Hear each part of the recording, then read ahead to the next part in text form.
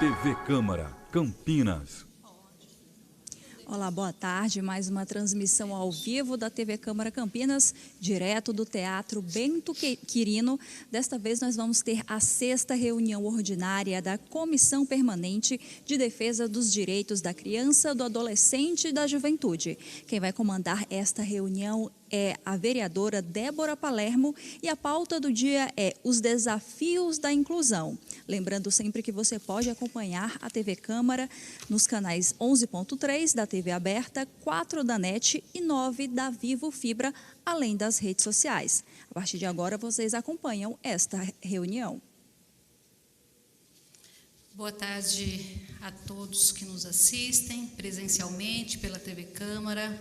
Boa tarde aos meus convidados, aos funcionários dessa casa que permitem que essa reunião seja transmitida a todos. E hoje nós vamos abrir a 6ª reunião ordinária da Comissão de Defesa dos Direitos da Criança, do Adolescente e da Juventude, com a pauta Os Desafios da Inclusão, né?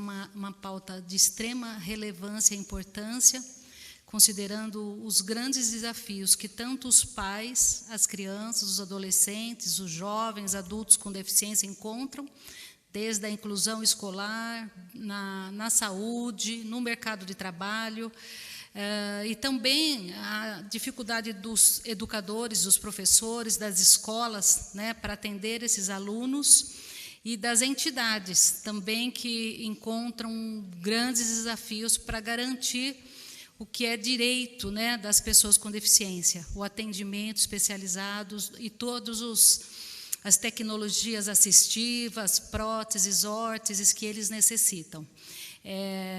Eu quero começar agradecendo a presença, né? Então, nós temos hoje aqui conosco a doutora Juliana Cristina Soares, que é membro da Comissão dos Direitos das Pessoas com Deficiências da OAB Campinas, que vai falar sobre o mercado de trabalho. Obrigada, doutora Juliana, pela presença. Nós temos aqui o Luiz Mariguete, que é secretário adjunto da Secretaria Municipal de Educação, vai estar falando sobre a rede municipal de educação e tudo que envolve a inclusão dentro desta rede, né? Muito obrigada, Luiz, mais uma vez pela presença. Luiz sempre nos auxiliando, participando dessa comissão.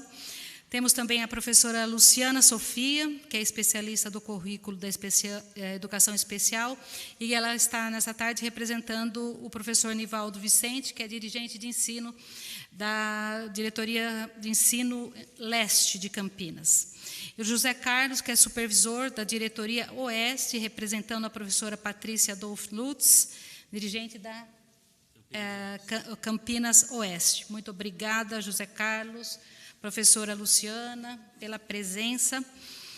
Também temos aqui a Carolina Luzia Celim Sandrone, diretora da Pestalozzi, a Eliane de Fátima Trevisan Nogueira, diretora da PAI, e quem eu agradeço muito a presença e desde já agradeço o trabalho que vocês fazem no município, atendendo todas as crianças, adolescentes, jovens e adultos. Bom, dando uma pequena introdução a esse assunto, né, nós temos, na inclusão, desafios tanto na área de transporte, que depois a Carol vai falar um pouco. Tivemos recentemente um contrato que terminou do transporte para as crianças com deficiência, adolescentes que fazem uso da Pestalozzi e outras entidades. Essas crianças não estão sendo atendidas. Temos um comunicado que os alunos atendidos, adultos atendidos na DACAMP, em período integral com autismo, passaram a ser atendidos só meio período, infelizmente, a partir do dia 2 de outubro, coincidentemente, logo após as eleições, né, porque antes acho que as pessoas não querem cortar atendimento de ninguém, depois eles voltam dizendo que atendiam 30, agora estão atendendo 60. Na verdade, estão atendendo meio período e a gente sabe que esse discurso é antigo. Temos os problemas nas escolas, com a dificuldade dos pais para conseguir professores auxiliares, cuidadores para as crianças, e também na formação dos professores, né? tem que se investir na formação dos professores. Os professores precisam ter atendimento e capacitação contínuas para poder atender com efetividade esses alunos. Também quero ouvir aqui o pessoal da educação, o pessoal das entidades, a respeito de todas as crianças com deficiência conseguem permanecer numa sala de aula. Porque a lei, ela fala que preferencialmente na rede regular, né? E isso abre um grande debate e até um problema, porque esse preferencialmente desobriga da inclusão na rede regular. Então, esses são alguns pontos. Também temos que falar sobre o bullying que essas crianças sofrem nas escolas, né? E do atendimento aos pais, né, de pessoas com deficiência, que ainda em Campinas nós devemos isso aos pais, que precisam serem acolhidos, serem ouvidos, e nós ainda não temos um programa que faça isso para os pais das crianças com deficiência. Então, eu devo dizer para vocês também que às 3h eu tenho uma audiência de um caso do Conselho Tutelar, então eu vou me ausentar, mas o vereador Carmo vem para me substituir, depois eu volto aqui. Mas eu não quis cancelar essa reunião por conta da pauta ser de extrema relevância. Então, eu vou abrir a palavra para o Luiz Mariguete, para ele começar falando sobre a rede municipal, e já dando uma introdução aqui, né, Luiz? Nos 12 anos que eu estive ali no Conselho Tutelar, era diária a procura dos pais que queriam que os filhos fossem matriculados na rede municipal de ensino, porque o discurso é que na rede estadual de ensino não tem o atendimento que as crianças deveriam ter. Não é oferecido a essas crianças um trabalho diferenciado, com profissionais especializados, como tem na rede municipal. Depois o pessoal da rede estadual vai falar sobre isso também com a gente, mas a gente sabe que a rede municipal tem um trabalho forte, inclusive na confecção de materiais, né, Luiz? Ele vai falar isso para a gente. E também nós temos que falar da escola privada, né, da escola particular. Né? Infelizmente, nós não temos nenhum representante das escolas particulares, mas nós todos aqui podemos abordar esse tema também, tá bom? Luiz Mariguete, muito obrigado pela sua presença e, por favor, fique à vontade. Boa tarde a todos e a todas. Um prazer estar aqui. A gente agradece o convite que a vereadora Débora nos fez para estar falando um pouco da Secretaria de Educação.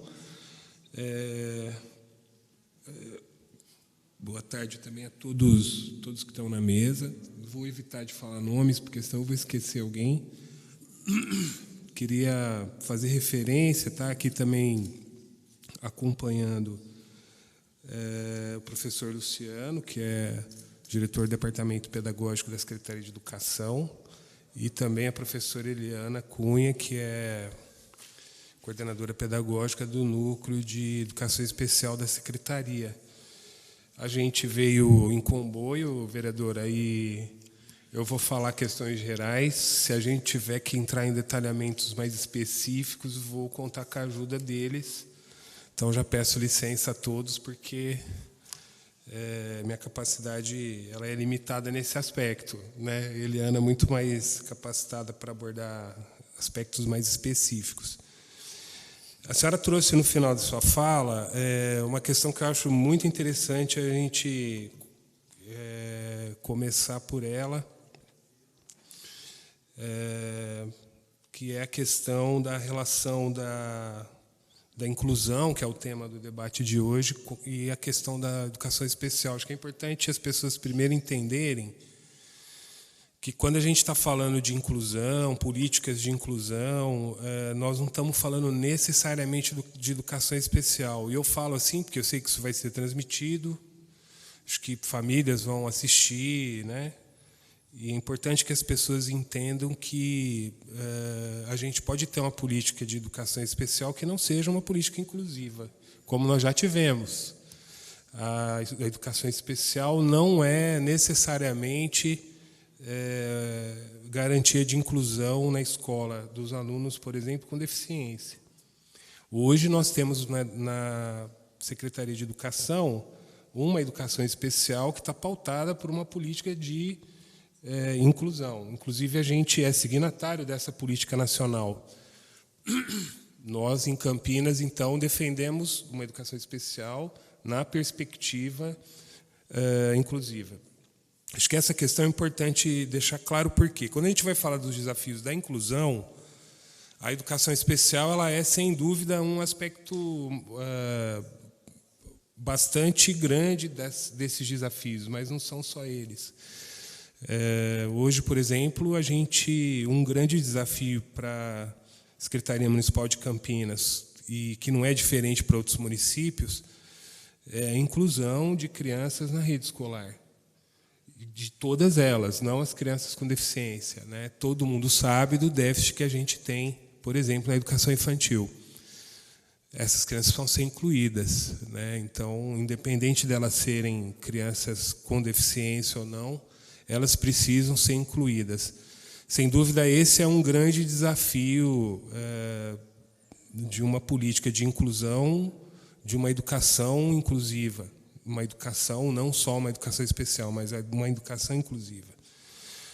Um outro grande desafio nesse aspecto mais geral da inclusão hoje, sem dúvida, é trazer de volta para a escola os alunos jovens e adultos que estavam no movimento de escolarização e que foram, sem dúvida, os mais afetados na pandemia. Se a gente olhar números, e não é só em Campinas, a gente vai perceber que mais da metade desses alunos não conseguiram manter vínculo com a escola depois do retorno das atividades.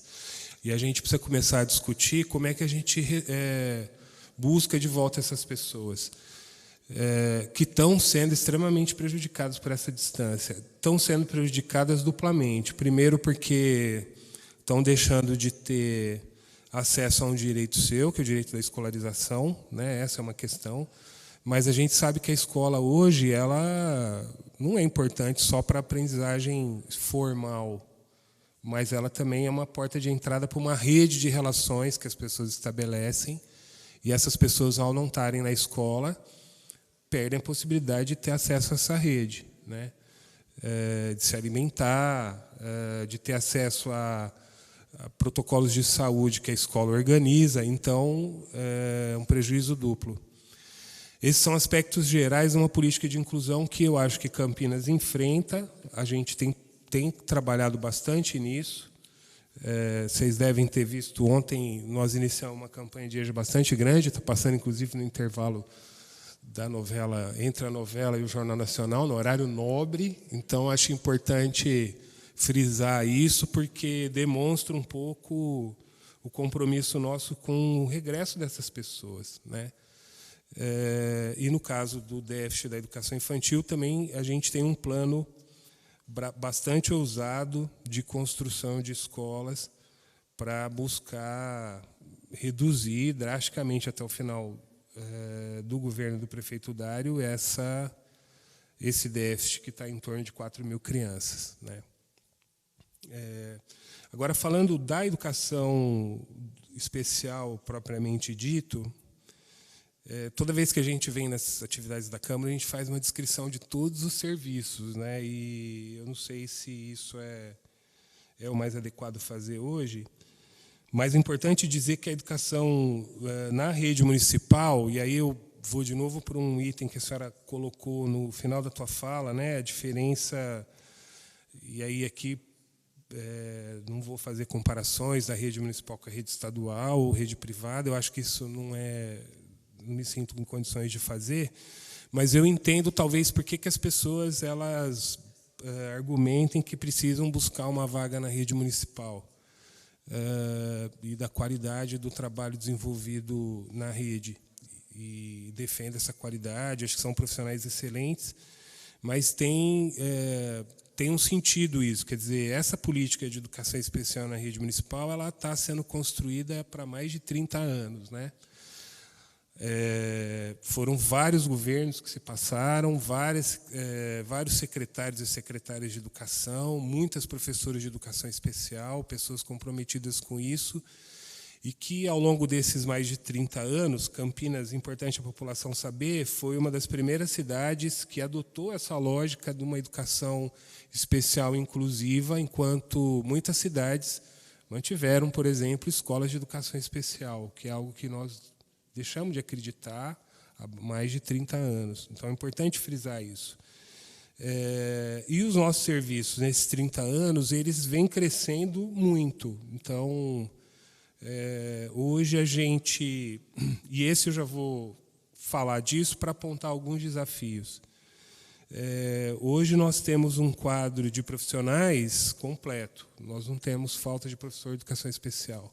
Mas a gente entende que esse quadro é insuficiente para o montante de alunos que hoje a gente atende. E vou dar um número aqui. Outro dia a gente estava conversando, né? Eventualmente a gente faz o levantamento de dados. A gente chegou a ter, num dia, o ingresso de 50 alunos público-alvo da educação especial na rede, o que é um número absurdo, né? Alguma coisa a gente precisa discutir, porque é impossível planejar ação pública para dar conta de uma elevação de número nessa quantidade e conseguir fazer atendimento de qualidade, né? Quais são os desafios que a gente, eu acho que a gente tem hoje, né? Um deles é esse, a ampliação do quadro de profissionais. A gente precisa fazer a ampliação do quadro de profissionais, começando pelo quadro de professores. É fundamental aumentar o número de professores. A gente hoje trabalha com um universo de alunos de educação especial muito além do planejado, o que nos traz um problema, mas, por outro lado, eu acho que aponta para uma questão bastante sensível, que é o seguinte: onde estavam essas crianças antes se não estavam na escola? Então, acho que o avanço da própria política pautada na inclusão, acho que faz com que essas crianças possam ter espaço na escola, e isso, embora crie problemas de planejamento, é muito bom. É importante que elas estejam na escola, é direito delas ter escolarização.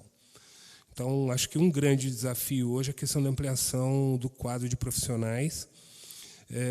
E aí, claro, a senhora fala da formação. A formação ela é um desafio sempre e vai continuar sendo sempre, porque certamente a gente atua hoje do ponto de vista pedagógico, e eu estou sempre falando do aspecto pedagógico e não médico, mas a gente atua hoje com deficiências que certamente a gente não atuava há 20 anos, né?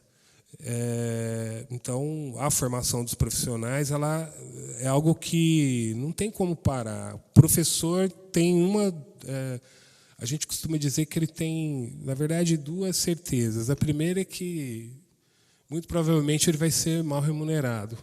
É uma profissão que, infelizmente, precisa de muita valorização. Quando a gente sai da universidade, uma certeza é essa. A segunda é que a gente nunca mais vai parar de estudar. Não tem como parar. Isso não é algo específico da educação especial. Acho que a educação especial hoje vive esse momento porque a gente tem lidado com deficiências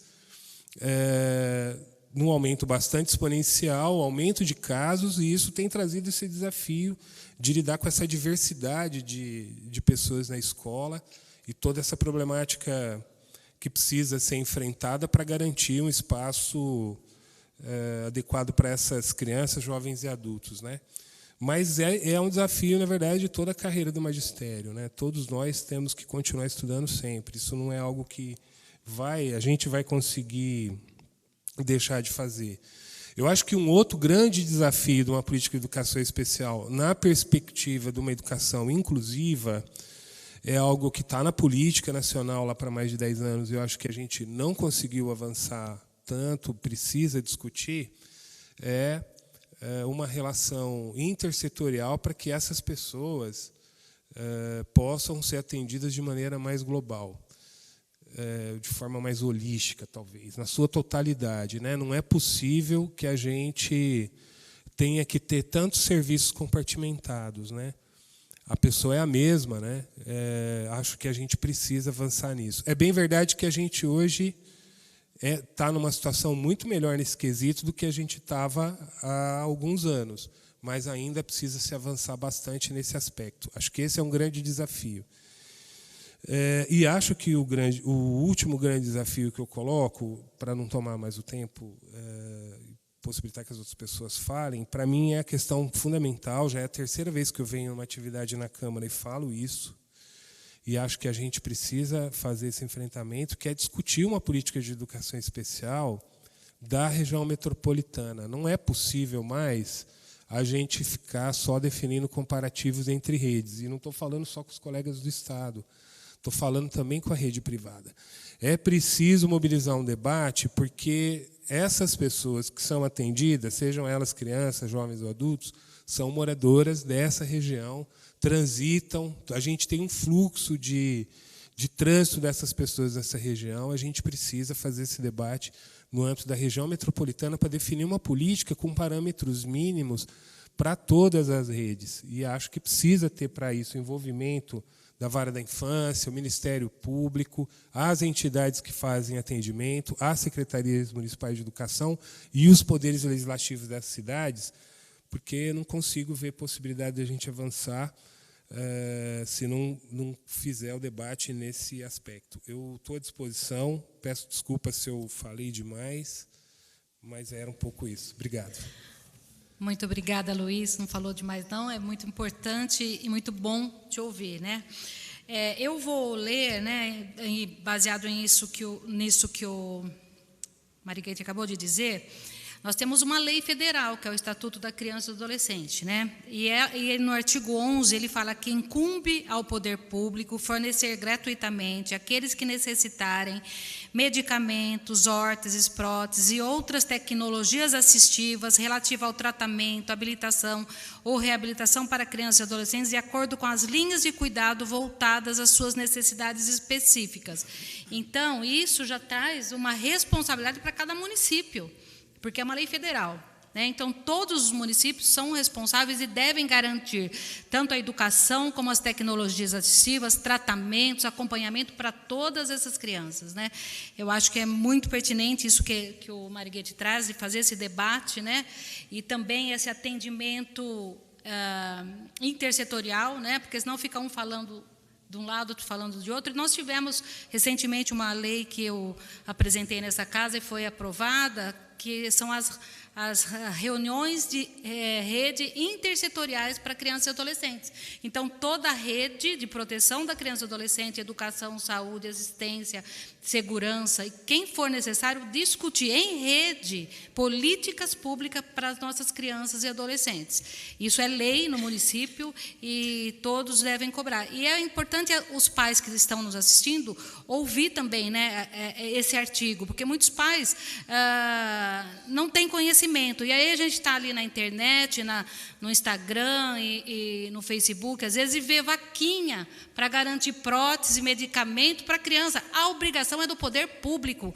Procurem o Conselho Tutelar, a Defensoria Pública, que a obrigação é do Estado, do Estado, ou seja, municipal, estadual ou federal, garantir esses atendimentos, esses medicamentos, tudo que a criança ou adolescente precisa, tá bom? Então, nós vamos falar agora com o pessoal da rede estadual, começando com o José Carlos, né? José Carlos, a gente, aqui, como o Luiz falou, não é questão de comparação, e mesmo porque o pessoal do Estado se desdobra, né, naquilo que pode para atender, e depende de políticas públicas que não somos nós que fazemos, né? Então, José Carlos, fica à vontade, muito obrigada pela sua presença. Obrigado pela palavra. Boa tarde a todos os presentes, né, e as pessoas que nos ouvem. Quando falamos de política pública de Estado, né, temos, né, que pensar na LDB, né, temos também a lei federal, que já está articulada, a lei 13.000, né? 13.146, de 6 de setembro de 2015, né? Que também, lá no seu artigo 27, estou sendo mais específico, né, em legislações assim, né, que ela fala sobre todos os contextos da educação especial. Né? A LDB também, né? A LDB, lá no artigo 57, 58, 59 e 60, né, que a educação especial ela perfaz, né, a educação básica, desde a educação infantil até a educação superior. E nesse contexto, né, como políticas práticas, né, eu venho, assim, ultimamente, né, é uma das minhas pastas, eu venho cuidando disso e tenho colocado constantemente, nos contextos, né, nossos de pareceres, ajuizados, em liminar, evidências. E para que as evidências, sejam concretas, nós embasamos naquilo, na Resolução 68 de 2017, que ela é articulada, 13.000, e articulado também no contexto de profissionais, no contexto, de professores, no contexto de atribuição de aulas, na formação de salas, especificamente, no transtorno, na especialidade transtorno global do desenvolvimento, altas habilidades e superdotação. E para isso também, para a formação, dentro do embasamento legal, das turmas, para serem atribuídas, e a contratação de professores especializados. E para isso, o Estado de São Paulo formam turmas a partir de 8 alunos, onde esse professor, nessa turma, ele ganha 10 aulas, e ele tem 2 aulas para trabalhar como funções pedagógicas, de formador, junto aos professores, 2 aulas para ele ir visitar os professores que têm alunos matriculados na sua turma da educação especial. Hoje, precisamente, quando nós falamos de educação especial, só na diretoria Campinas Oeste, nós temos 2.170 alunos, e geralmente chegamos até a 3.000 alunos em anos anteriores, 3.200 alunos da educação especial, com alguma dificuldade de inclusão. E nesse contexto, São Paulo faz políticas públicas para atender, desde o Vale do Ribeira, todo o litoral, e chegando até na fronteira do estado, no Oeste Paulista, todas as regiões, então é muito grande. E nesse sentido, dá uma demanda também de profissionais formados, e qualificados para atribuição, e no contexto de atribuição também para esses profissionais, tem as legislações específicas, a serem consideradas também. E nesse contexto, o Estado vem constantemente, dentro de política pública, que a própria diretoria avalia, considerando laudos médicos, porque decisões tomadas mesmo para a educação especial, nós passamos também muitas vezes, nós temos, como se diz, alunos matriculados, tanto no atendimento da educação especial, do transporte e do cuidador.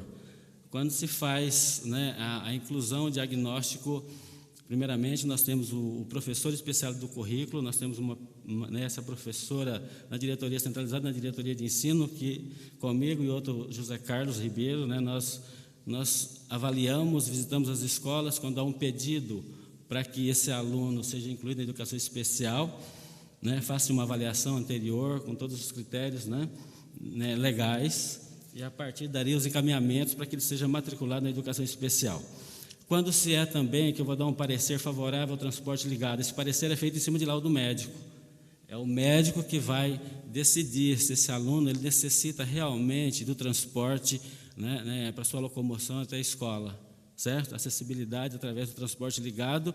Então, isso é feito através de verbas públicas. Então, feito de verbas públicas que se considera laudos médicos. Mesma coisa, um aluno, para ser incluído na sala de recurso, muitas vezes tem a Pestalozzi, que é uma escola contratada pela Secretaria Estadual de Educação para aqueles alunos que fazem contraturno esse acompanhamento.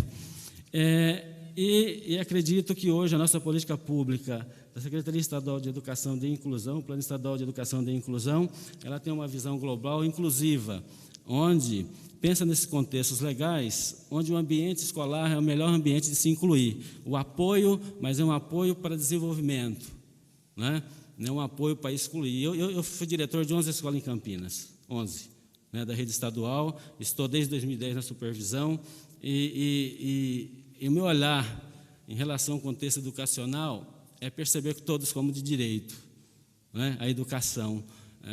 E eu já tive uma experiência, muitas vezes, hoje, muitas vezes, eu não defendo, digamos que eu procuro construir e mostrar as evidências que o Estado vem, cada dia, na sua política educacional, desenvolvendo, para que nesse espaço, nesse contexto de educação especial, que ela seja uma educação para a equidade, onde todos sejam, e tenham seus direitos de desenvolvimento, cognitivos, no seu tempo. E penso eu também, que a gente muitas vezes, vamos pensar um pouquinho de psicologia da educação, vamos pensar Piaget. todo mundo aqui é educador. Então, ele coloca que educação, às vezes, a alfabetização de um aluno, um é alfabetizado com 5 anos e outro chega no seu desenvolvimento cognitivo, que ele passa a ser alfabetizado com 12 anos de idade. Então, critérios essenciais, né, para diagnosticar, para pensar, né, em desenvolvimento intelectual humano, né, e principalmente de uma criança, onde considera também os seus contextos sociais, suas vivências, suas experiências. E educação é carinho, é amor, é respeito, né, às pessoas. Um dia tinha uma aluna, diretor de uma escola, uma mocinha, ela tinha um professor especializado, a mãe queria, mas eu percebi que chegou no 7º ano, ela não queria mais, ela se sentia constrangida, ela lia, eu quero ser livre, uma professora do lado ali, esse desenvolvimento dela já aconteceu. Então, muitas vezes, o pensamento de, como se diz, os contextos da LDB, o contexto da 13.000, né, o contexto da 68 é buscar o desenvolvimento e, ao mesmo tempo, uma inclusão com autonomia e com respeito. Eu penso isso. Bom, e nesse contexto, né, eu procuro, em decisões, né, juntamente com toda... É lógico, o pensamento da secretaria é esse, né, conforme eu citei aqui a legislação 68. Agora, quando na minha sala, eu não estou aqui para apanhar, foi muito difícil, mas existe um caminho, né? Então, aí quando eu cheguei, faz pouco tempo aqui na diretoria, eu quis fazer isso que eu fazia na minha escola com todas as 79 escolas. E aí o desafio foi ficando maior, Então, se eu conseguir na minha escola, eu estou ainda, eu não consegui na 79.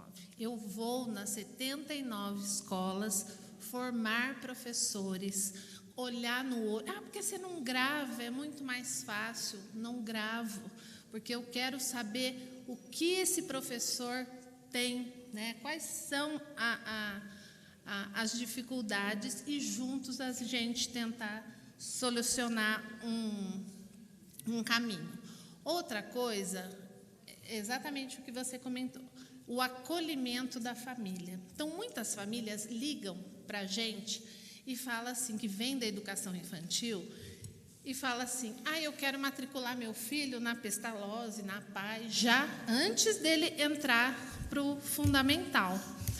E o que a gente percebe, né? Essa ansiedade dessas famílias ir para a escola especial com receio de ir numa escola que tem 30 alunos, que é o nosso grande desafio, né? As salas lotadas, né? E eu não tenho os 29 mais 1, eu tenho os 30, porque os 30 são meus alunos, e eu preciso dar atenção para os 30. Então, esse é o maior desafio. A nossa demanda é muito grande. Então, nós temos mais de 50 salas de recursos e itinerância, que também é pouco, né? Nós somos em 79, ainda falta aí uma margem de escolas, né? Para a gente conseguir as salas de recursos. E, como o professor aqui disse, nós temos um ensino colaborativo. Por quê? A demanda de professor auxiliar, que é aquele professor que o Estado não tem esse cargo, né? Ele é judicializado. Então, o juiz manda cumprirmos que cada aluno tem esse professor auxiliar. Tudo bem. E assim, está virando uma coisa, a gente responde mais de 10 liminares por dia.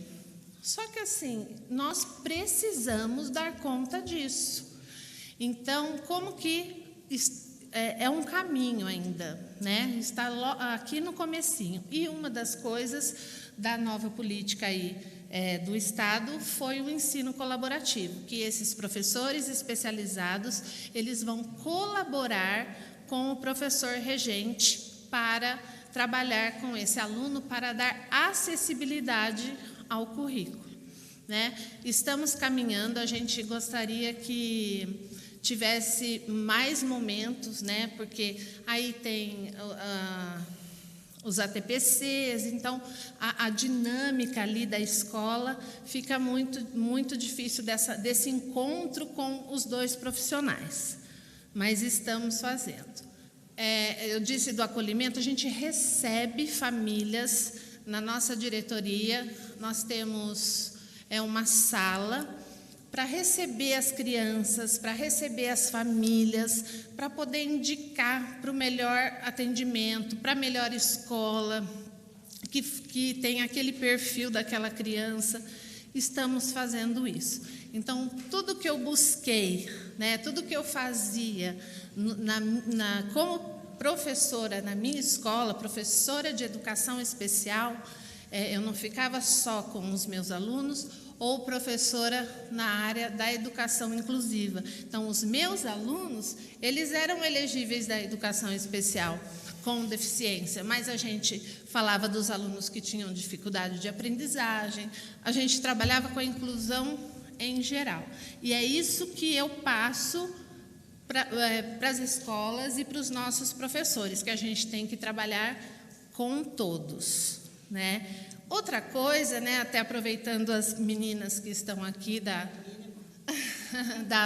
PAI e da Pestalozzi, que antes, tanto o professor auxiliar, né, quanto a entrada para as instituições, não dá, as famílias, elas querem sim, elas querem essa segurança de uma escola que seja mais acolhedora, com um número menor de alunos. Só que isso acontece depois de várias tentativas, né? Então, o que essa escola fez para que esse aluno fosse efetivamente incluído, né? Ele ficou lá na sala, sentado no canto. Então, nós temos assim vários registros, a gente tem as informações, o que a escola está fazendo. Foi desenvolvendo um PDI para esse aluno, e aí, após diversas tentativas, que a gente percebe que esse aluno pode até estar, né, em sofrimento ali no ensino regular, a gente tem as parcerias para estar encaminhando essas crianças. Então, acho que o desafio maior é o trabalho com a família, né? Eu acho que para ela entender que esses professores auxiliares, muitas vezes, eles têm o direito, né, segundo várias legislações, sim, mas desde que realmente eles precisem, porque senão eles ficam ali do lado, tiram toda a autonomia da criança, e a gente quer cada vez mais. E as salas, assim, excessivas, porque é a demanda que a gente tem do Estado. Obrigada, gente. Obrigada, Luciana. Eu espero que a gente consiga, urgente, que os pais não precisem entrar através do judiciário, judicializar para ter direito a professora auxiliar ao cuidador. Eu acho que se o profissional que atende, o neurologista, o terapeuta da criança diz que precisa, é o suficiente. Para que judicializar? Para que o pai ter esse desgaste? Já é difícil a demanda de um pai com criança com deficiência. Ter que judicializar para garantir um direito que é dos pais é inadmissível no meu ponto de vista. Deixa eu só colocar mais uma coisinha. Eu concordo que a saúde pode sim opinar, mas quem conhece da educação somos nós, professores, educadores, diretores, somos nós que conhecemos a dinâmica da escola. O médico, às vezes, ele apontar o que a criança precisa ou não fazer dentro da escola, aí não dá. Eu acho que tem que ser uma parceria. Sim, Luciana, exatamente. Ter essa conversa, né? Como eu disse, em rede, todos conjuntamente decidindo aquilo que é melhor para as crianças. O vereador Carmo Luiz chegou para me substituir. Vereador, por favor, pode vir aqui na mesa que eu vou descer a fazer essa audiência, depois eu volto. E já te agradeço pela tua presença e por você me ajudar nesse momento, viu? Eu vou passar a palavra para a Eliane, que é da PAI. A Eliane uma parceira de muito tempo, né, Eliane? E depois o Carmo conduz aqui para nós. Obrigada, vereador. Tá ligado aqui? Boa tarde a todos presentes aqui, aqueles que estão nos ouvindo. E agradecer, em primeiro lugar, aí a Débora, companheira de muito tempo, por essa oportunidade de estarmos aqui discutindo um tema tão relevante. Eu tenho uma trajetória na educação de vida inteira, nunca soube fazer outra coisa melhor, né? Tive filhos, tudo, mas eu sempre fui educadora, e sou educadora e morrerei educadora. E para a gente, quando coloca assim, desafio, eu já tive do outro lado, né, da escola regular, toda uma trajetória de ter 30 anos de aposentado dentro da escola regular, e estou há 21 na escola de educação especial, dentro da APAE, uma instituição que atende crianças, jovens, adultos com deficiência intelectual. E então eu trago aqui na fala até agora que nós temos que começar a provocar um pouco mais, sabe, discussões, e que todos falam a mesma coisa, mas sempre a gente fala nos nossos lugares, e nós temos que fazer provocações na interface da saúde, da educação e da assistência social. Se inverter a ordem da assistência social, da educação e da saúde. Quando nós tentarmos unirmos numa política pública que converse a interface da criança com ou sem deficiência, na rede de cuidados que é necessário ter com toda a criança, do nascer ao seu desenvolvimento. Nós não somos adversários, e quando parece que sente, quando reivindica, quando nós vamos falar, sempre parece assim que são contradições, que nós somos contraditórios nas nossas ações, e não somos. Nós somos temos que manter essa unidade, sabe, em prol a quê? A uma sociedade digna, realmente respeitosa, e na defesa de direitos, na política de direitos dessas pessoas, com ou sem deficiência. Então, eu vejo assim, como o maior desafio é a gente tentar centrar, porque existe um adversário maior, que quando a gente traça parcerias, eu pude observar nessa vivência de 21 anos na PAI, que quando a gente vai traçar uma parceria com a Secretaria Estadual de Educação, com a Secretaria Municipal de Educação, com a própria saúde ou na rede de assistência, sempre a gente tem um impasse. As contas, o Tribunal de Contas, que tem que ser desse jeito para cá, desse jeito para lá e desse jeito. Nós estamos falando de criança, de pessoas, que nós temos que ter um olhar na integralidade desse sujeito. Não é possível mais ficar divagando em cima de situações de cá ou de lá. Nós temos experiências exitosas em toda a rede de saúde, na rede da educação e na rede de assistência social. Por que não buscar essas experiências exitosas e realmente colocar na prática? Eu tenho feito uma fala, principalmente esse ano, de que a gente tem que eliminar as barreiras. Nós estamos na semana que é intitulada nacionalmente, Semana Nacional da Pessoa com Deficiência Intelectual e Múltipla. É pela rede APAE. Somos 2.000 APAEs no país, juntando APAEs e associações pestalozes. Então, uma rede é o maior movimento social do mundo e que se trabalha inclusão. Conseguiu-se derrubar que essas instituições, hoje, ela contradiz a política, a LBI, a Lei Brasileira de Inclusão. Isso não existe, ela é parceira. Então, quando se tem todo esse movimento, não é só dentro de convênios, de estabelecer parceria, mas eu acho que tem que ser um movimento único mesmo. Então, hoje, o nosso maior desafio é realmente tentar fazer com que quebre essas barreiras e nós, a população em geral, a gente leve a principal barreira de acessibilidade, que é atitudinal. Nossas atitudes, falar em inclusão, conceituar inclusão, ela se torna simples, você debruça nas leis, não é? Foi dito aqui, Quantas leis nessa trajetória histórica, nós temos leis já que são vigentes ainda. São vigentes, mas não basta, não está bastando. Por isso que a família tem buscado Ministério Público, o Judiciário, para conquistar direitos.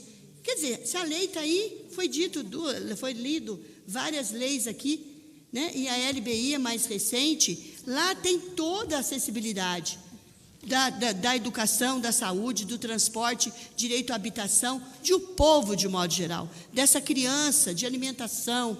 Então, nós estamos falando de um universo de conceitos que nós temos que trazer à prática. Então, hoje, a APAE é uma alternativa, a Pestalozzi é uma alternativa dentro de um dos programas que é exclusivo. Nós temos somente um programa. As duas entidades que são co-irmãs, nós temos um programa exclusivo, que é a Escola de Educação Especial, porque ela é jurisdicionada à Diretoria de Ensino, Campinas Leste. Então, por isso, nós temos esse de 1º ao 5º ano também, essa Escola de Educação Especial. Os demais programas dos nossos atendimentos, eles se dão no contraturno. Então, todos os programas, desde os mais as bebês chegando, até dos idosos, né, que sempre se provoca a questão da inclusão. Hoje você falou da avaliação, eu queria aproveitar esse momentinho que eu tenho aqui para poder falar. A avaliação, eu queria derrubar essa questão assim, a APAE, ela tem um serviço de avaliação neurodiagnóstica para laudar, processar um laudo. Não é esse o papel. Quando nós batemos o pé nessa necessidade de criarmos uma equipe competente, habilitada para aproximar, é justamente para assegurar direitos. Assegurar direitos. Infelizmente, sem um laudo interdisciplinar, não acessa-se uma sala de recurso. Isso é um absurdo, nós temos que derrubar. Então, eu trago aqui, olha a Câmara Municipal, por favor, vamos debater, esgotar, e vamos tirar tudo aquilo que impede esse avanço. Senão, nós vamos ficar todo ano, fala-se inclusão e fica só demagogicamente falando. Não é, nós temos que tirar do papel e implementar. Realmente, todos nós, de mãos dadas e juntos, sim, nós temos força de lei, uma lei maior de implantação. É isso que eu queria contribuir na minha primeira fala aqui, né? Que acho que vai abrir para debate, e eu tenho certeza que eu serei demais sabatinada aqui. Obrigada. Boa tarde a todos. Agradecer a palavra. Fazer entender, né? Todos que estão aqui, fazer entender o que aconteceu aqui. Ontem à tarde, né, nós tivemos o convite da vereadora para participar de uma importante ação, inclusive não apenas como vereadora, mas como ser humano, como mulher lutadora que é da defesa das causas da criança e do adolescente. E ela pediu que eu viesse socorrê-la, porque eu sou o seu primeiro suplente nesta comissão. E nós estamos aqui ao vivo numa audiência. Só que eu venho de um outro compromisso. Então, chegamos assim, na margem. Peço desculpas a vocês por não ter chego antes, participado de forma mais efetiva, mas estou à disposição e disposto a fazermos com que esta audiência seja a voz que vocês precisam, porque vocês clamou muito bem, bradou com força, e é necessário. E a Câmara Municipal, ela não é mais do que o canal da voz de vocês. Nós somos a abertura, nós somos o caminho para abrir as portas. Muitas vezes eu tenho costume de dizer que o vereador é apenas a chave. Ele consegue, às vezes, até virar a chave. Mas tem que vir alguém com ação, com força, com vontade e adentrar a porta e fazer acontecer. Então, essas audiências públicas, eu acredito que cada uma delas, e também é muito importante entenderem, dentro da Câmara Municipal, os vereadores não têm capacidade de agir em todas as frentes de necessidades. Eu, por exemplo, fiz parte de várias comissões e hoje faço parte de várias comissões como representante direto e como suplente. E hoje nós temos uma mulher de Deus, uma mulher maravilhosa, que foi colocada nessa Câmara. Entre elas, foram 4 mulheres, entre elas a Débora Palermo, que tem um diferencial, uma sensibilidade neste sentido, e eu acredito de verdade que se houver união realmente no sentido de buscar o equilíbrio e essa justiça que nós precisamos, nós temos certeza que temos um canal, tá bom? Quero me colocar à disposição, pedir desculpa por não ter estado antes e dizer que vamos continuar. Nós temos 2 pessoas aqui, a doutora Juliana Cristiana Soares. Quem que é a doutora Juliana? Doutora Juliana e a doutora Carolina. Carolina Luzia Selim. Eu queria saber de vocês, pode ser? Quem quer falar primeiro? Já acertaram? Libera as 2? Pode ter 2 microfones, vocês. É audiência pública, fique à vontade. Tá bom? Reunião da comissão, é aberta o microfone. Então, com a palavra, a doutora Juliana Cristiana Soares. Sou eu. É a Carolina. A Carolina Luzia Selim Sandrone, diretora da Pestalozzi, com a palavra. Fica à vontade. Obrigado. Agradecer o convite à doutora Palermo, a doutora Débora, e a todos que estão na mesa, a todos que estão nos ouvindo, e quem está em casa também, porque nós estamos ao vivo. É um prazer e um desafio grande, já que o tema é desafio da inclusão.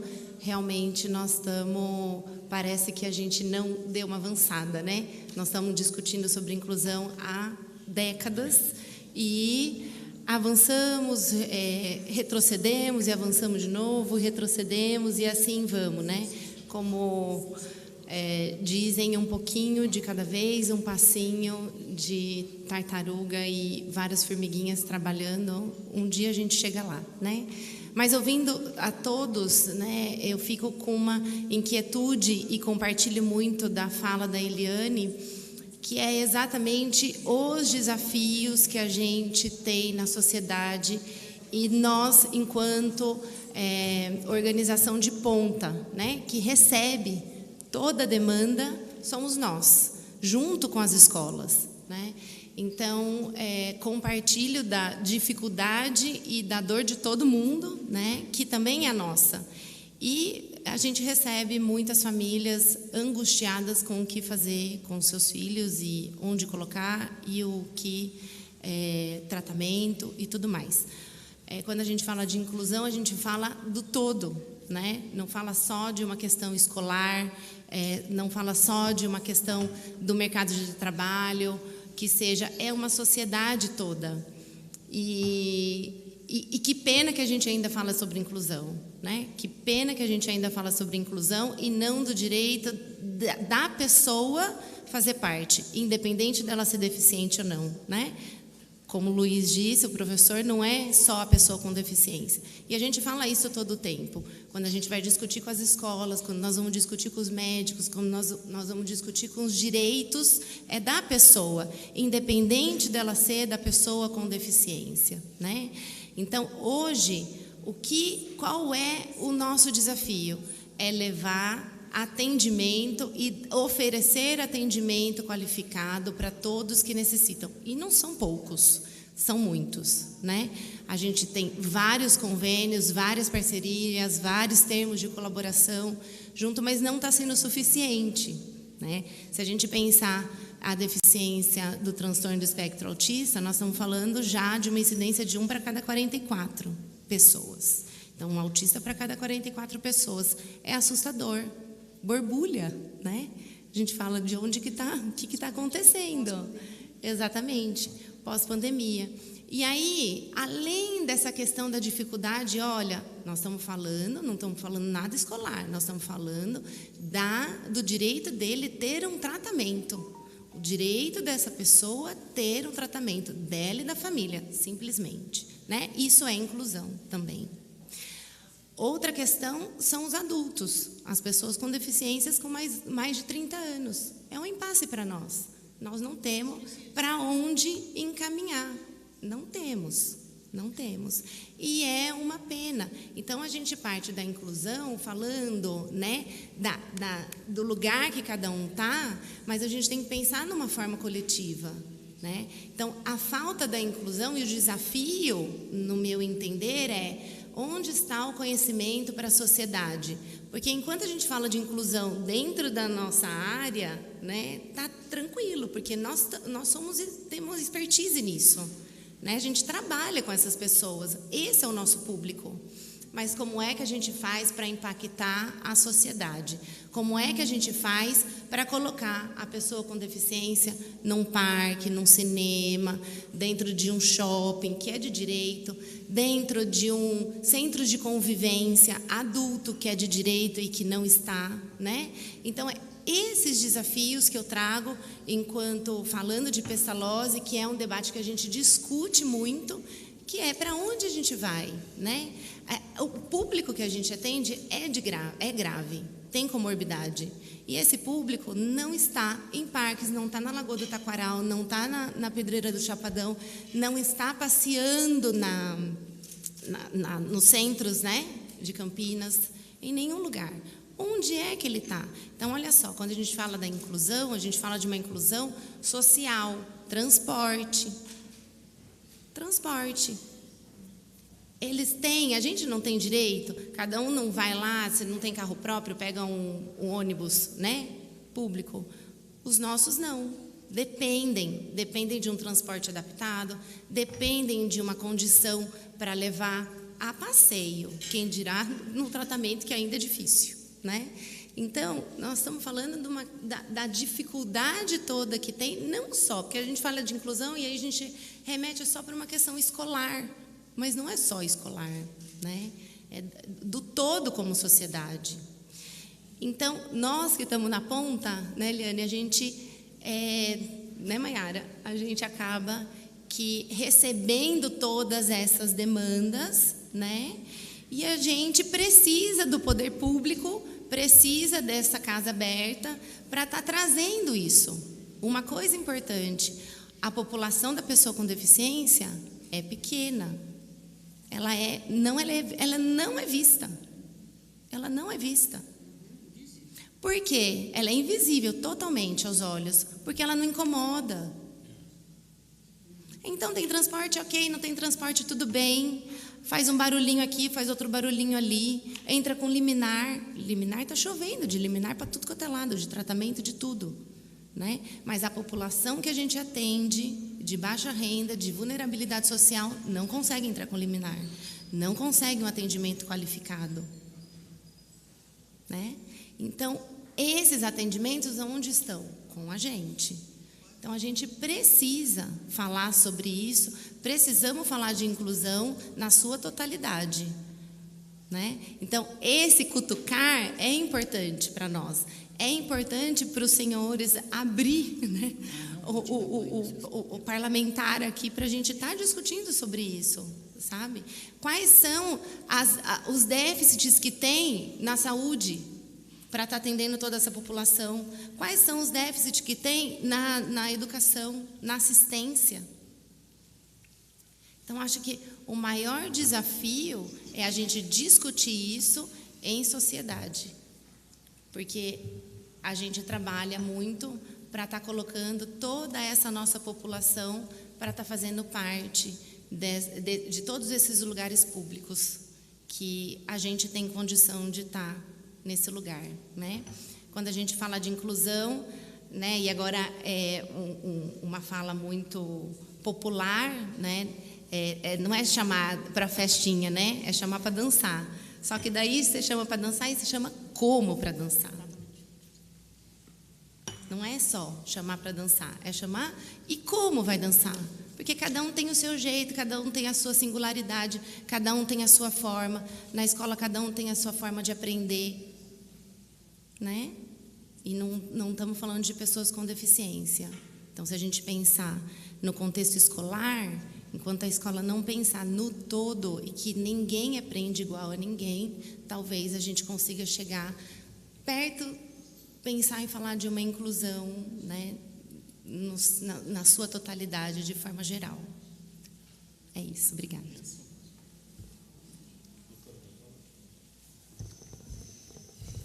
Obrigado, Carolina, pela fala. Eu não deveria fazer spoiler, né? Mas, mais uma vez, é muito importante ressaltar. A Câmara Municipal de Campinas, a Câmara Municipal de Campinas, a Assembleia Legislativa do Estado de São Paulo, a Câmara Federal, nas suas duas camadas, é a voz, é aqui. Eleitos, nós temos nessas 33 cadeiras que sentam aqui as pessoas mais diferentes da sociedade campineira, em pensamento, em ideias, em formas de ação, em trabalhos, em atividades diversas, em interesses. E, mais uma vez eu ressalto, a Câmara Municipal hoje está respaldada com a presidência de uma comissão que é muito cara para vocês e por uma pessoa e uma equipe do gabinete que é capaz de suportar e levar essa demanda. Nós sabemos o quão atrasado estamos. Nós estamos abaixo da linha da miséria, vamos dizer assim. Mas é uma luta de cada dia e nós temos que continuar fazendo. E dentro da Câmara Municipal existem pessoas com capacidade e constituída do poder para poder fazer, transformar a voz, a demanda de cada um de vocês. Nós sabemos que só vencemos se nos mantivermos unidos, como ela falou. Tá bom? Então, com a palavra, a doutora Juliana Cristina Soares, membro da Comissão dos Direitos das Pessoas com Deficiência da OAB. Muito bem-vinda. Obrigada a todos. Bom, acho que já foi bastante rico o debate, que cada um dentro da sua expertise, e é como já foi exposto aqui. Eu sou, além de membro da comissão da OAB de Campinas, das pessoas com deficiência, sou também da OAB de Valinhos. Sou mãe do Lucas, que tem síndrome de Down. Então, na verdade, a minha área, eu sou sócia num escritório aqui em Campinas, e as duas áreas que eu atuo são na área de direito do trabalho e na área de saúde / PCD, né? Então, tudo que vocês falaram aqui, eu tenho um olhar bem amplo, porque eu estou na situação. E aí, eu vou tentar ser breve aqui, porque advogado fala muito, né? Tá. E político, estamos juntos. Mas assim, o meu olhar ele é amplo, porque, como acho que ela mesma que abordou, cada um olha para o que conhece, né? Então, eu queria só colocar um pouquinho lá do comecinho, porque vocês aqui eu tenho certeza que são excelentes no que fazem, e fazem com amor. Ele citou muito a palavra respeito, amor, que é o que a família procura. Não só com vocês, não só na rede de terapias, não só na rede escolar, mas quando chega aqui para o judiciário também. Tá? Eu ajuizo a ação não contra prefeituras, mas contra operadoras de plano de saúde, porque as pessoas que me procuram conseguem pagar o plano de saúde. Mas aqui a gente tem que discutir essas que não conseguem. Então, o que elas têm que ter é na rede pública, para que elas consigam ter o laudo, e desse laudo conseguir ter o trabalho. Então, vamos lá desde o comecinho. Primeira coisa que tem que a municipalidade aqui precisaria dar uma atenção maior. O primeiro ponto é o acolhimento da família quando ela descobre, porque ela pode descobrir de diversas maneiras. Eu descobri no 3º mês de gestação, mas a maioria do síndrome de Down descobre no parto. Paralisia cerebral não é a regra, mas a maioria é no parto. Então, vamos supor, você idealiza aqui, não sei se todo mundo aqui é mãe ou não, mas quem idealiza, o que será que vai ser? Aí vai ser isso, aí vai puxar para mim, vai puxar para o pai. De repente, vem uma outra situação que você precisa, morre um sonho para criar-se um outro. E aí vem o que eu preciso que vocês prestem muita atenção nisso, gente, para lembrar sempre. O diferente assusta. E isso assusta a qualquer um. Vai assustar a mãe, vai assustar a família inteira. Eu tive um familiar muito próximo a mim que entrou em depressão e pedindo para eu tirar o filho porque achava que eu ia morrer no parto. Então, é uma coisa que vai muito além do que vocês estão vendo aqui. Então, eu estou reportando um pouquinho lá de trás para vocês entenderem também deste lado aqui, para a gente poder juntos, e aí eu me coloco à disposição sempre, pensarmos, né? O que pode ser melhorado. Então, lá no começo, o acolhimento da família, o grande número de autistas e do TDAH também, que tem aparecido agora, deu um boom. A gente tem que lembrar que essas crianças são crianças, a maioria, que ficaram totalmente em isolamento. E pode ver que esses laudos que estão aparecendo aí estão na média de 6 anos, né? 5, 6 anos de idade. Ou seja, elas perderam 2. Vocês poderiam ter avaliado isso se elas tivessem ido lá na escola lá atrás, né? Lá há 2 anos. Então, o que acontece? Quando a família descobre essa questão, né, da deficiência, da condição que a criança é, dali para frente, ela precisa ter um amparo emocional, porque ela não tem. Ela precisa de conhecimento. Eu passei a estudar, eu estudo isso dia e noite. Tá? Então, assim, não tem como você exigir isso de qualquer pessoa, principalmente porque muitas famílias não têm qualquer instrução. Então, é por isso que elas se apegam em vocês, né? Então, aí fica aquela sobrecarga nas entidades, fica a sobrecarga na escola, porque muitas vezes quem consegue ter um olhar diferenciado para a criança é a escola. Tem mãe que não consegue ver que a criança tem a visão totalmente deficitária. Ela acha que a criança é desatenta, que não, a criança não está vendo, né? E aí a professora que vê. Eu estou mentindo? É isso. Então, o olhar da escola é interessante. Só que vocês não são médicos, vocês são educadores. É lógico que pode fazer o apontamento. Então, eu acho que, assim, aqui no comecinho, o que precisaria era de um projeto no sentido de colocar mais o olhar de saúde dentro das escolas. Na minha época, lá atrás, né? Eu lembro que na escola sempre tinha essas questões de ver se as vacinas estavam todas em ordem, se estava na fase da curva do crescimento correto, peso correto, a questão da nutrição que estava correta. Eu não sei se hoje isso dentro da escola, esse projeto de saúde é feito. Mas se não for, eu acho que esse olhar deveria voltar. Porque é ali que a gente vai conseguir verificar não só questões físicas, mas questões neurológicas também, e questões comportamentais. Lembrando que a criança, tem muito diagnóstico, está chegando, mãe desesperada para mim. Porque a escola falou que meu filho é autista. Eu falei, peraí, calma, não é assim. Primeiro a gente precisa ver um médico, ver um neurologista, um psiquiatra, para ver se ele vai avaliar a criança. Só que tem muitas mães que não conseguem pagar. E aí elas vão nas entidades. Por quê? Se elas forem esperar, o fluxo é muito grande. For esperar o laudo, para aí, depois disso, a criança começar a ser corretamente reabilitada, olhada, ter um olhar diferencial, ela já perdeu a fase de ouro dela. Estou errado? Sim, isso mesmo. Tá? A parte, e isso é extremamente... A criança tem a fase de ouro, que é até os 6, 7 anos de idade, ela tem... O cognitivo dela é ali que ela tem que ser estimulada ao máximo possível. Só que tem muitas crianças que não conseguem verificar o diagnóstico mesmo, porque do diagnóstico tem a aceitação da família, tá, gente? Tem a aceitação da família, porque eu tenho famílias que me procuram lá, mas falou, mas eu acho que não é. Mas tá, e se for, qual que é o problema? Você vai jogar fora, vai colocar no lixo, assim? Não. Então, para com isso, vamos lá, vamos olhar para frente. Né? Para de perguntar por quê e começa a perguntar para quê e vamos. Só estou fazendo essa introdução porque para que a gente consiga, e aqui tanto na qualidade de mãe, de cidadã, de querer que a gente não fale mais mesmo em inclusão, porque a Lei Brasileira de Inclusão nada mais é do que ela está fortalecendo o que está na Constituição Federal.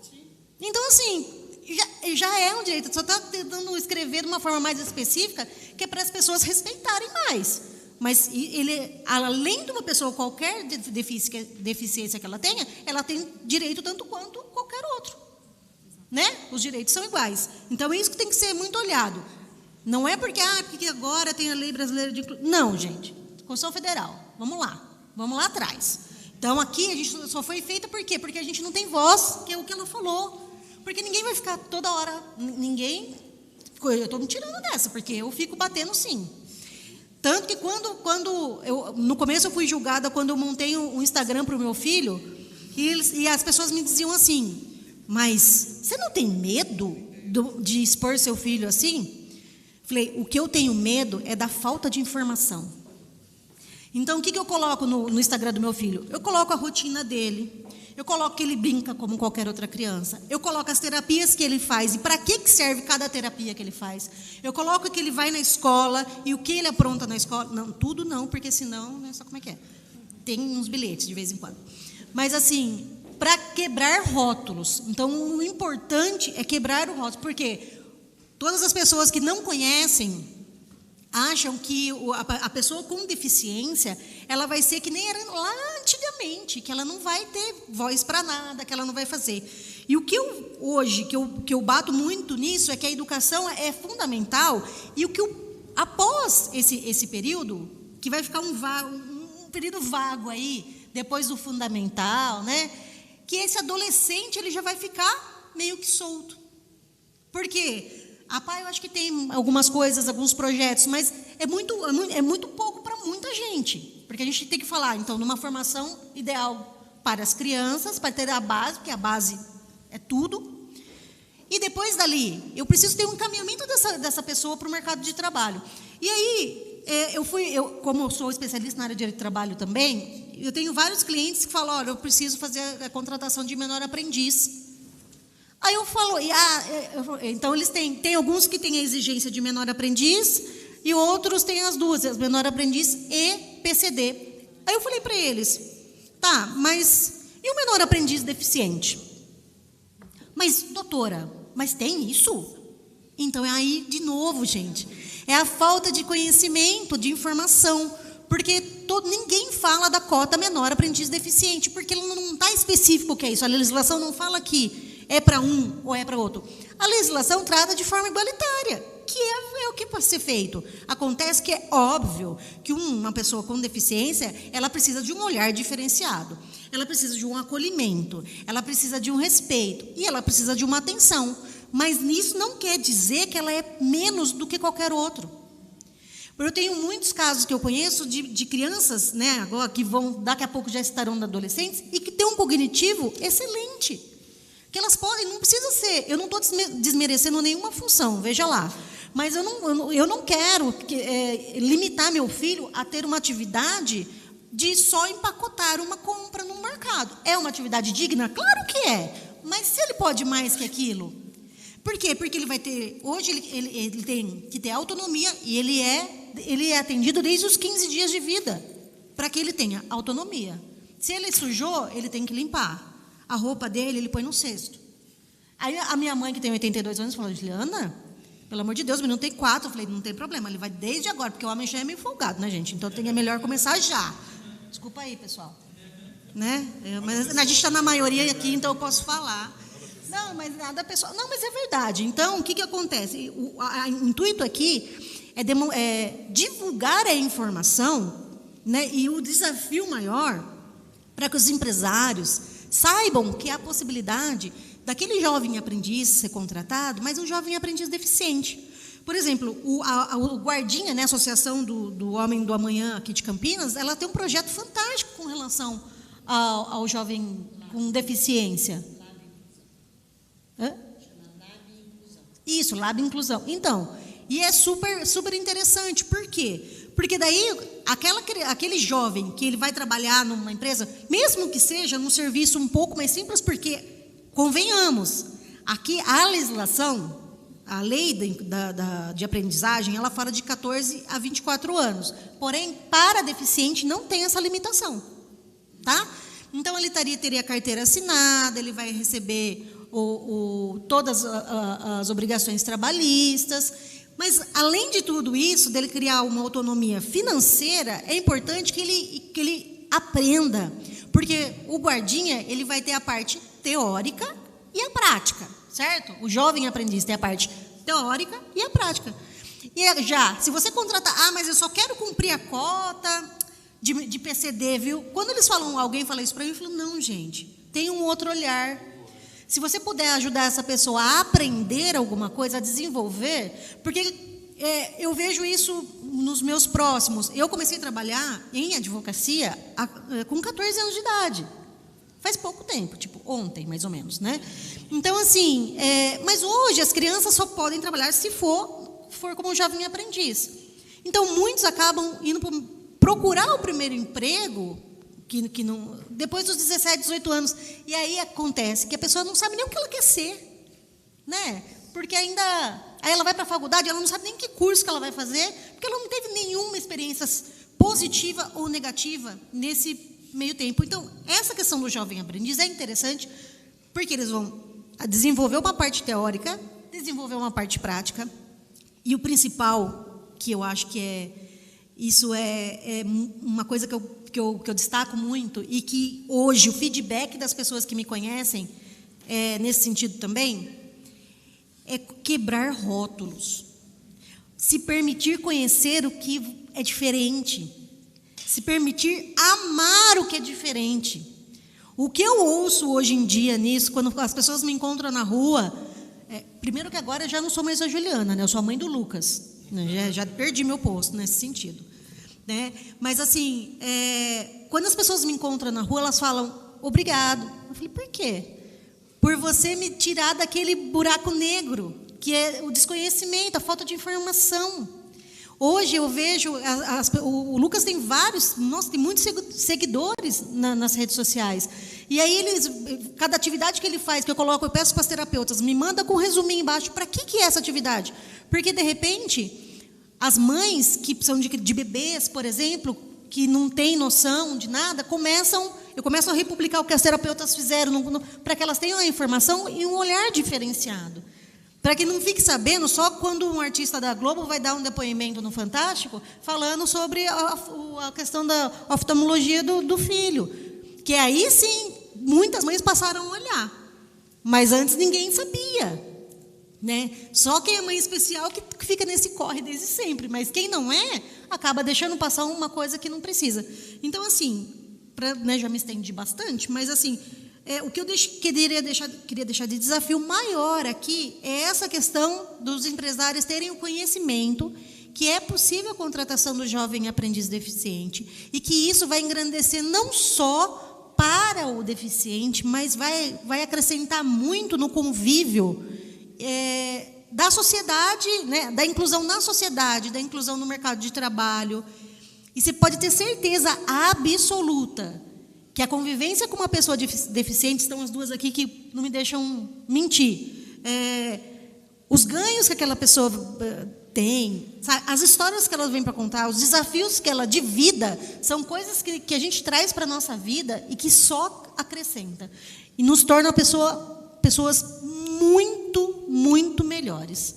Então, acho que fica aqui o meu recado, fico à disposição, caso alguém precise de alguma informação nesse sentido, né, precise de auxílio nesse sentido. E é isso, eu agradeço a todos aí.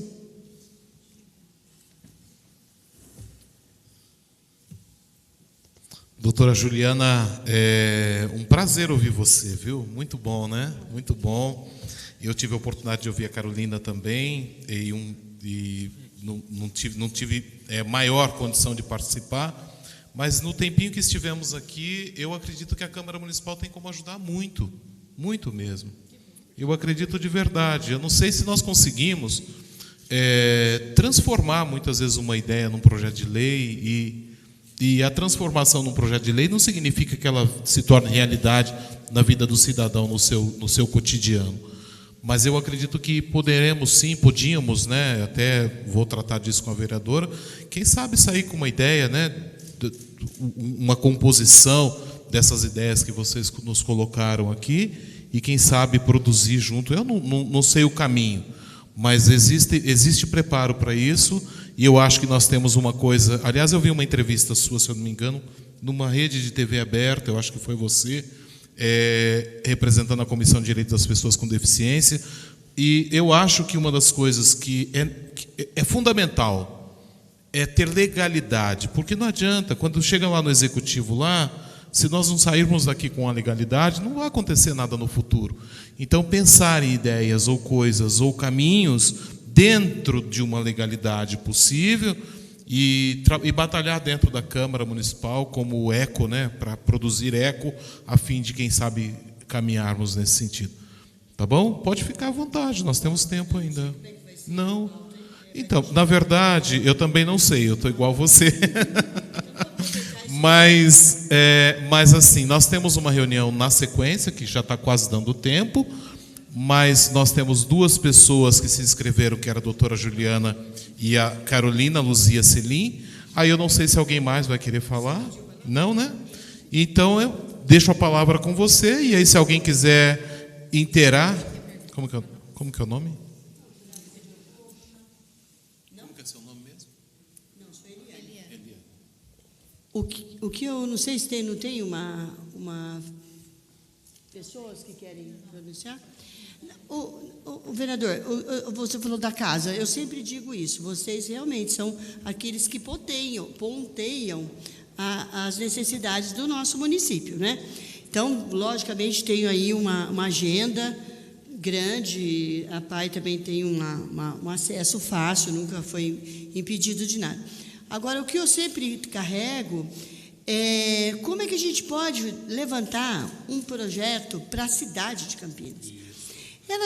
A nossa cidade, quem está aqui há muito tempo sabe que ela já foi exemplo nacional na área da assistência social, nós ganhamos 7º lugar na acessibilidade. Cadê o pessoal da prefeitura aqui presente? 7º lugar de acessibilidade, que teve um ano, você está lembrado disso? Então, nós temos que criar um projeto para Campinas. Vamos sair do nosso dia a dia. Nós somos munícipes, nós queremos algo que seja um projeto piloto para o nosso país, para o nosso estado. Então, a questão das parcerias, relações das parcerias, elas já existem. Então, o grande desafio é quando a gente constrói juntos. Por que tantas pessoas, tantas famílias angustiadas, que hoje o Ministério Público está fazendo o nosso papel, está passando para frente, e ele que está colhendo essa população para aplicar lei, para favorecer o direito desse filho, dessa filha. Meu Deus, alguma coisa está errada aí. Nós estamos mudando. Quantas liminares eles estão respondendo? Nós temos que brigar por transporte para os nossos alunos. Alto lá, por que o governo do estado bloqueou um serviço no meio do caminho? No meio do caminho? Por favor, aguarde, dê um tempo. Desrespeitoso. Então, tudo isso nós assistimos nos nossos dia a dias. Eu e a Carolina, que trabalhamos na entidade, falam, vocês são fáceis, têm dinheiro, tem toda uma estrutura. O que nós temos lá para educadores, aqui, que a maior parte são educadores, nós temos a abordagem metodológica que é diferente. Só isso, nós temos um número de alunos menores, nós temos nosso atendimento, nós temos saúde, educação, assistência social. Eu sempre brinco que é de médico a cabeleireiro. Então, a mãe que sente, acolhe todas as necessidades, ela é acolhida. O que é? Ontem mesmo, aquela mãe que saiu ali no Facebook, foi lá no posto de saúde, gritou com teia, e ela tinha um nosso lá, né, na PAI. Eu chamei e falei assim, venha cá conversar comigo, que eu vou tentar te ajudar, não adianta no Facebook, venha cá.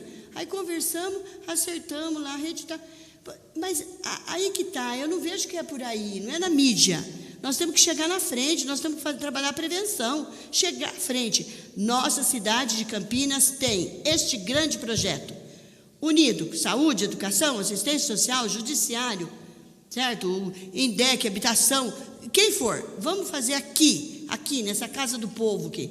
Vamos tentar fazer um grande projeto para a cidade de Campinas e tenho certeza que ele será respaldado pelo gestor municipal. Tenho certeza que todos, né, os segmentos representativos da nossa sociedade campineira vai abraçar, porque nós não estamos levando nem para um lado nem para o outro, não é isso? Nós estamos sendo unidos aí de braços fortes em favor de uma cidade inclusiva, de fato, em todos os seus aspectos, tá bom? Isso que eu queria deixar aqui, provocando, tá? Aí fica com vocês aí, Claro, por favor. Por que vai fazer uma comissão? Por que não tem todos? Desculpa, eu intrometendo. Todos os 33 vereadores eles são responsáveis. Seja lá qual a sua defesa. Tá? Pois não. Luiz Mariguete, isso? Isso. Luiz, pois não. Bom, eu faço já aqui meus comentários finais e acho que a gente encerra às 16, né? Então, já aproveito para me despedir de todos. Foi um prazer estar aqui. Acho que a gente precisa retomar esse debate bastante interessante, e o mais interessante é que quando a gente veio para cá, a gente imaginou que era para discutir algumas coisas, nos preparamos para um caminho, chegou aqui, não foi nada daquilo, e acho que sairia daqui um debate muito rico e muito importante para construir política de educação especial, enfim. Eu queria pegar a fala da Eliane agora no final, mas para ponderar algumas questões. Concordo com muitas questões que ela trouxe, os outros membros da mesa também, mas eu acho que precisa algumas questões ser ponderadas e peço toda a licença, que nem os advogados falam, né? Peço vênia para, não exatamente divergir, mas para ponderar. E acho importante isso, porque senão a gente também corre o risco de colocar a política desenvolvida num lugar que não é exatamente onde ela está. Então, acho importante que as pessoas entendam, de fato, em que lugar a gente está. Quer dizer, nós temos imensos desafios, isso é fato. Um deles você abordou, que é discutir projetos mais amplos. Na minha fala até eu disse, eu vou para além de Campinas, eu acho que um projeto de atendimento para Campinas é insuficiente. Nós estamos discutindo um projeto que vai para além. As crianças, elas transitam pela região metropolitana, e discutir política de região metropolitana é discutir isso, inclusive, né? Então, eu vou até para além. Mas, embora a gente tenha esses desafios, é importante sempre declarar de onde a gente veio.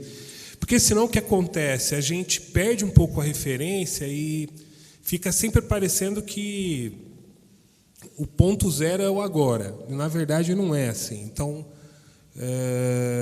hoje a gente tem um movimento no judiciário de judicialização em busca de recursos e serviços para as pessoas da educação especial, não só, mas a gente está falando desse público, e que tem, muitas vezes, se transformado em ações liminares e que tem obrigado o poder público a implementar esses serviços. Eu não quero aqui fazer juízo de se esse movimento está certo ou está errado, mas esse é um movimento que tem aumentado muito. E aí fica a pergunta para nós, por que isso aumenta? Foi um pouco a pergunta que você fez. Por que é assim? Por que a gente tem que... E aí, para isso, eu queria pegar um dos serviços que a gente tem hoje para a gente refletir. Nós não tínhamos cuidadora há coisa de 7 anos. Não havia cuidador. E aí eu faço a pergunta, onde que estavam as crianças que são cuidadas hoje? Elas não estavam na escola? Como é que a gente conseguia ter a escola sem ter cuidador? Outra coisa, né? Nós não tínhamos a coisa de 7 anos, ou acho que talvez isso um pouco mais, serviço de transporte adaptado. Todo mundo fala disso. Transporte adaptado não é nenhuma benesse para o deficiente. Transporte adaptado, simplesmente, e acho que isso é importante para a população saber.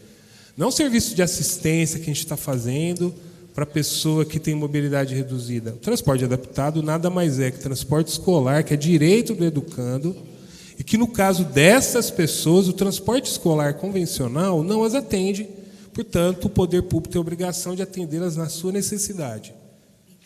Mas nós não tínhamos há 10 anos. Por quê?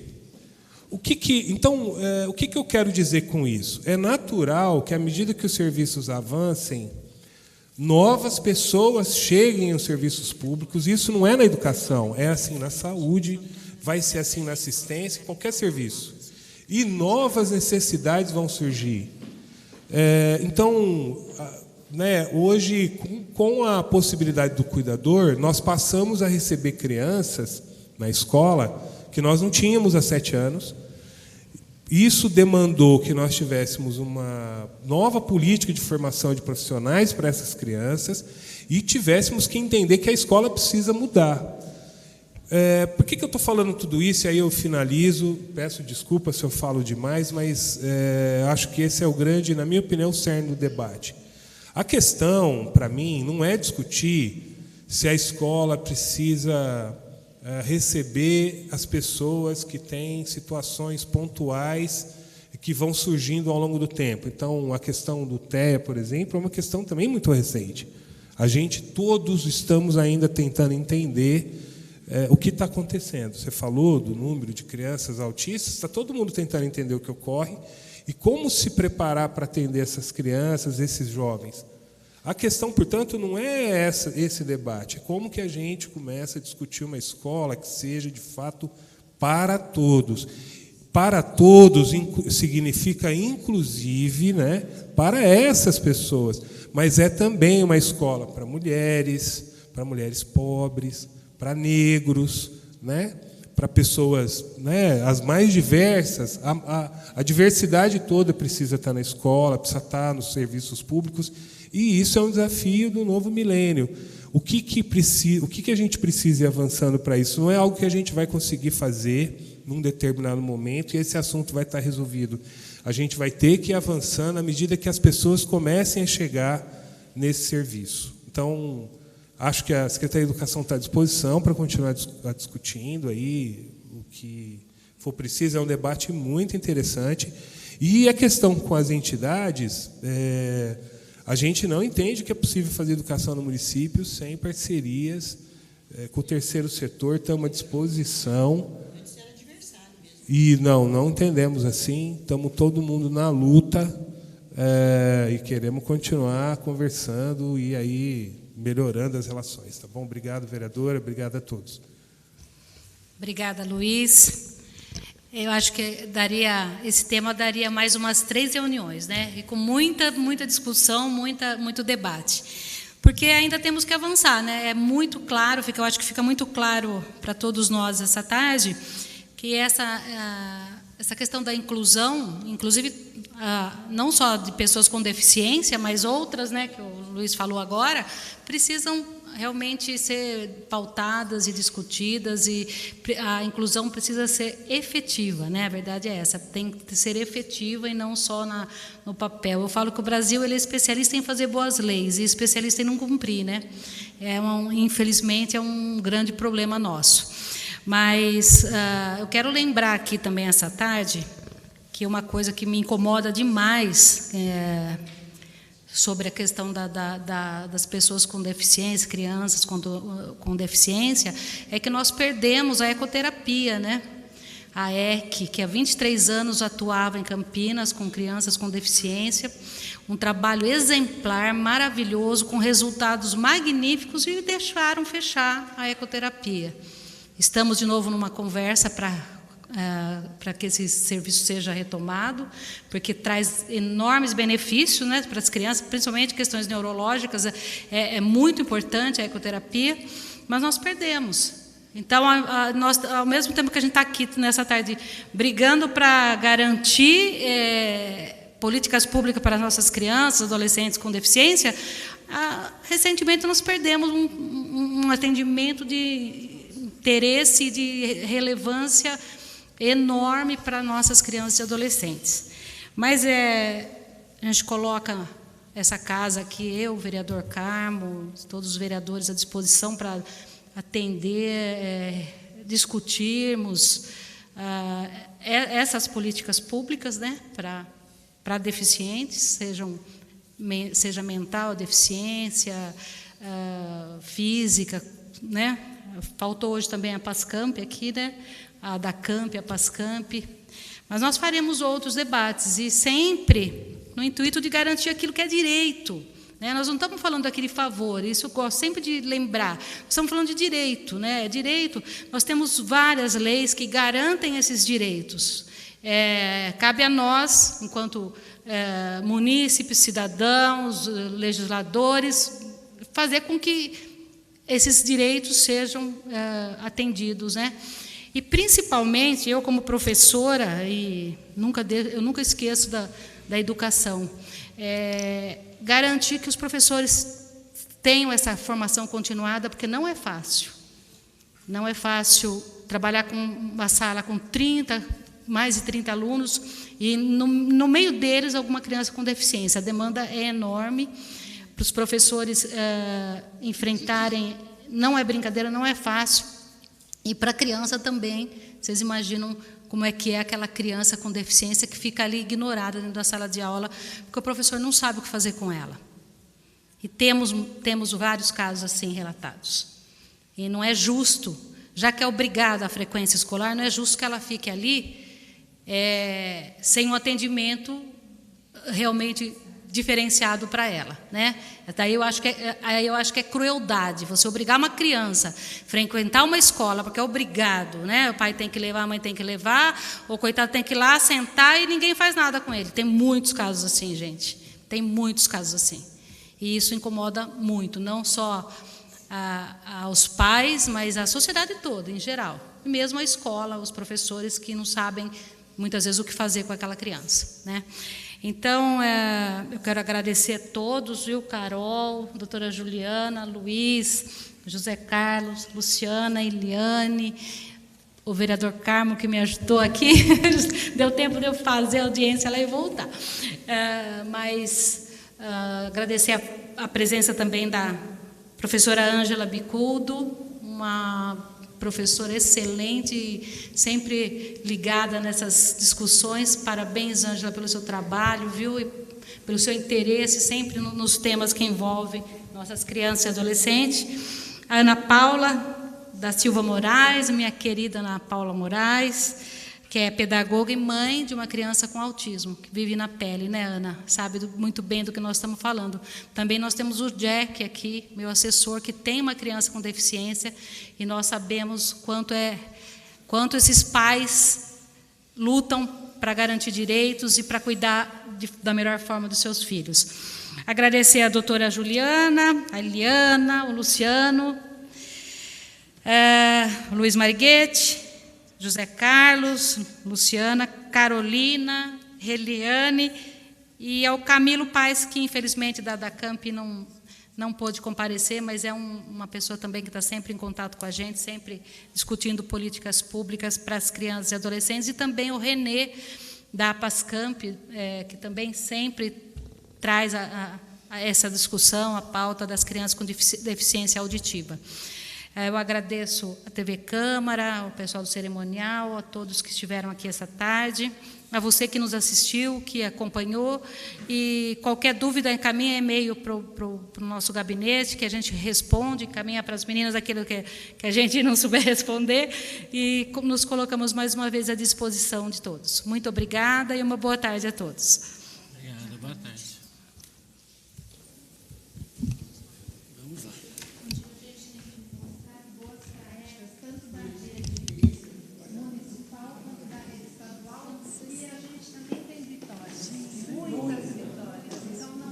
Não são só vereador.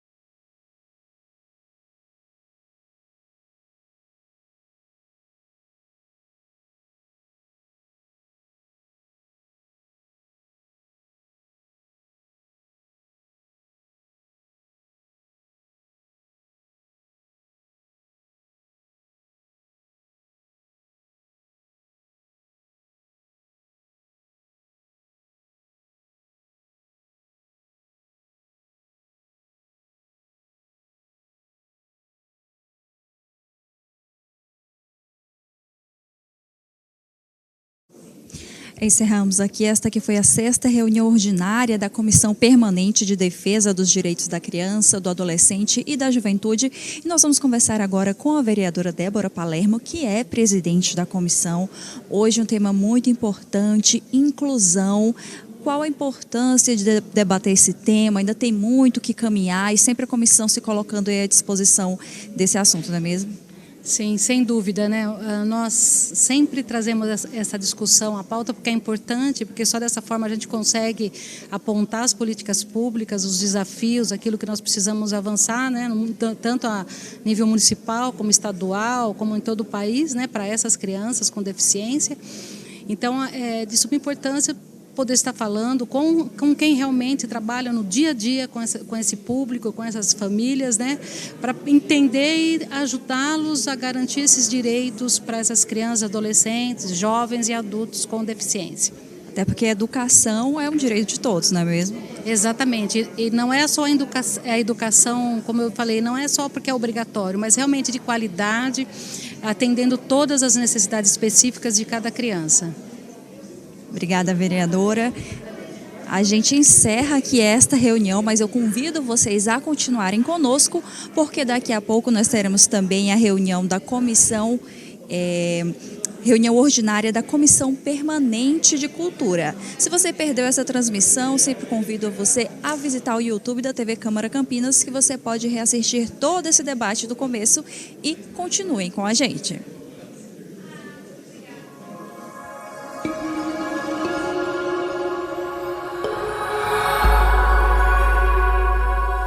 TV Câmara Campinas.